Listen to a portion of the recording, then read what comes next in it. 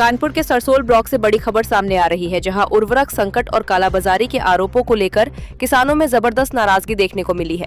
बौसर सहकारी समिति में हुई बैठक में कई गंभीर सवाल उठे हैं। कानपुर के सरसोल ब्लॉक के बौसर स्थित सहकारी समिति में गुरुवार को किसानों की समस्याओं को लेकर एक अहम बैठक आयोजित की गई। बैठक की अध्यक्षता समिति के अध्यक्ष प्रेम शंकर मिश्रा ने की, जिसमें बोर्ड के डायरेक्टरों और बड़ी संख्या में किसानों ने हिस्सा लिया। बैठक के दौरान किसानों ने उर्वरक की भारी किल्लत का मुद्दा जोर शोर से उठाया। किसानों का कहना है कि समय पर खाद नहीं मिलने से उनकी खेती प्रभावित हो रही है और उन्हें काफी दिक्कतों का सामना करना पड़ रहा है। सबसे बड़ा आरोप ये लगा कि सहकारी समिति में 266 रुपए कीमत वाली उर्वरक की बोरी को 350 से 400 रुपए तक में बेचा गया। किसानों ने इसे खुली कालाबाजारी बताते हुए जांच और सख्त कार्रवाई की मांग की। बैठक में कार्यवाहक सचिव राजू सिंह और कर्मचारियों पर लगे इन आरोपों को लेकर भी चर्चा हुई।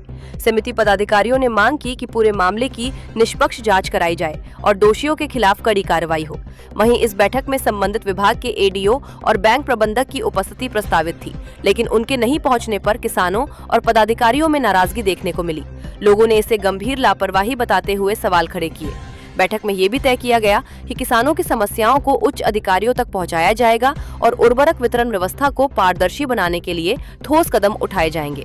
इस मौके पर पूर्व अध्यक्ष अमरजीत सिंह यादव, शशि भूषण यादव, अनिरुद्ध यादव, जिला पंचायत सदस्य मनोज यादव, सुनील पांडे समेत कई लोग मौजूद रहे।